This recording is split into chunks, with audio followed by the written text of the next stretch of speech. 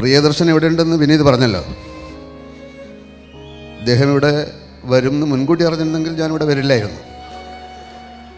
കാരണം ഞാൻ ഈ അവാർഡ് വാങ്ങുന്ന രംഗം അദ്ദേഹം പുച്ഛത്തോടെ ആയിരിക്കും നോക്കുന്നുണ്ടാവുക എന്ന് എനിക്കറിയാം. അദ്ദേഹത്തിൻ്റെ മനസ്സിലിരിപ്പ് എന്താണെന്ന് ഞാൻ പറയാം.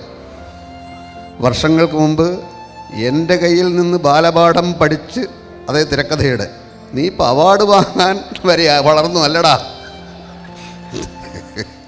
ശരിയാണ്.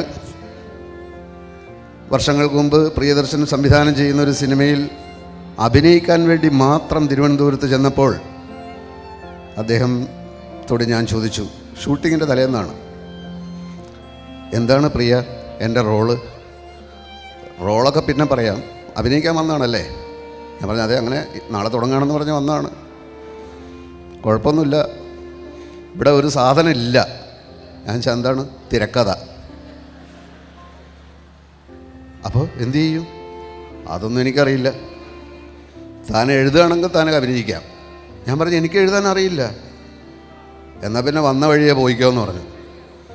വന്ന വഴി പോകാൻ എനിക്ക് അറിയാം, പക്ഷേ ആ വഴി പോയിട്ട് വലിയ പ്രയോജനമില്ല എന്നുള്ളതുകൊണ്ട് ഞാൻ അവിടെ തന്നെ നിന്നു.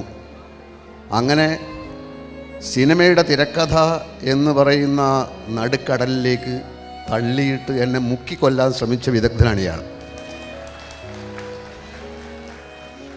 ഞാൻ മുങ്ങിയും പൊങ്ങിയും ചക്രശ്വാസം വലിച്ചും ഇപ്പോഴും ജീവന് വേണ്ടി പാടുപെടുകയാണ്. അതിനിടയിലാണ് ഇതൊക്കെ സംഭവിക്കുന്നത്. ഈ ചക്രശ്വാസം വലിക്കുന്നതിനിടയിൽ എന്നെ മുക്കിക്കൊല്ലാൻ നോക്കിയ മറ്റൊരാളാണ് സത്യൻ അന്തിക്കാട്. അദ്ദേഹം ഇവിടെ ഇരിക്കുന്നുണ്ട്. ഉദയനാണ് താരം എന്ന് പറയുന്ന സിനിമ തുടങ്ങുമ്പോൾ സിനിമയിലെ ആദ്യകാല സൃഷ്ടാക്കൾക്ക് സമർപ്പിക്കുന്നതായിട്ടാണ് ആ സിനിമ ആരംഭിക്കുന്നത്. ഞാൻ തന്നെ വന്ന് പറയുന്നതായിട്ട്. അതുപോലെ ഈ അവാർഡ് പ്രിയദർശനും സത്യൻ അന്തിക്കാടിനും ഞാൻ സമർപ്പിക്കുന്നു. എന്ന് വെച്ച് ഇവർ തരുന്ന തുക പ്രിയന് ഞാൻ തരില്ല.